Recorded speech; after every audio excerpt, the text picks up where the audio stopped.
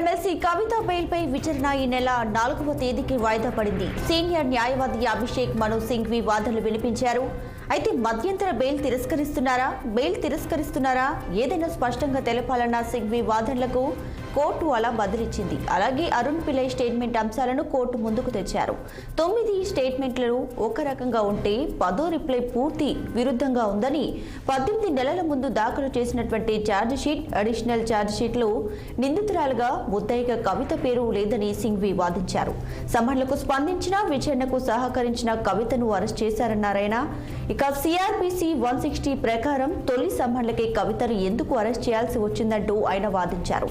Singhvi వాదనలతో ఏకీభవించిన court bail విచారణను ఈ నెల 4వ తేదీకి వాయిదా వేస్తూ తీర్పునిచ్చింది.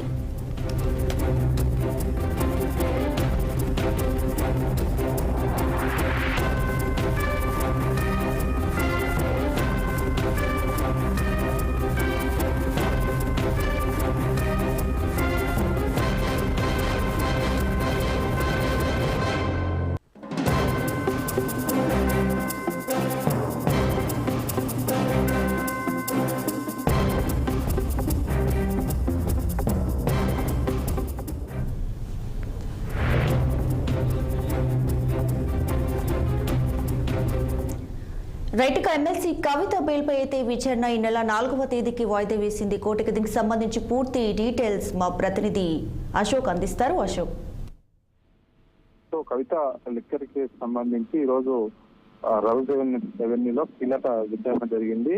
సో ఆమె బెయిల్ పిటిషన్ దాఖలు చేసింది. దానిపైన సుదీర్ఘ విచారణ జరిగింది.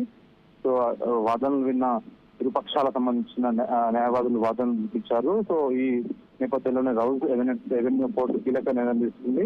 సో కవిత బెయిల్ విచారణ ఏప్రిల్ కు 4 వాయిదా వేస్తూ కోర్టు నిర్ణయం తీసుకుంది. సో అంతమందుకు సీనియర్ న్యాయవాది అభిషేక్ మను సింఘ్వి కవిత తరఫున వాదనలు వినిపించారు. సో మధ్యంతర బెయిల్ తిరస్కరిస్తున్నారా ఏదైనా స్పష్టంగా తెలపాలని ఆయన వాదించారు. సో అరుణ్ పిల్లై స్టేట్మెంట్ అంశాలను కోర్టుకు ముందుకు తెచ్చారు. సో 9 స్టేట్మెంట్ లో ఒక రకంగా ఉంటే 10వ రిప్లై పూర్తి విరుద్ధంగా ఉందంటూ 18 నెలల ముందు దాఖలు చేసిన ఛార్జ్ షీట్లు, అడిషనల్ ఛార్జ్ షీట్లు నిందితురాలుగా ముద్దాయిగా కవిత పేరు లేదు.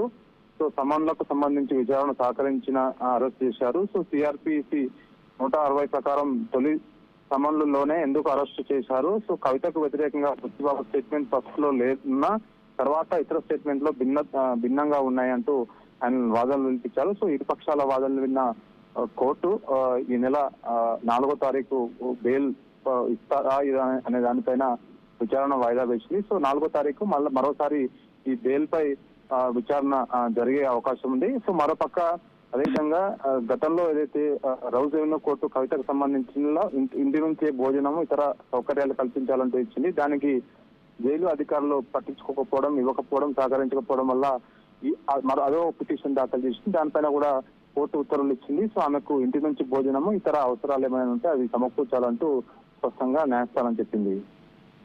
Right Ashok, thanks for the updates.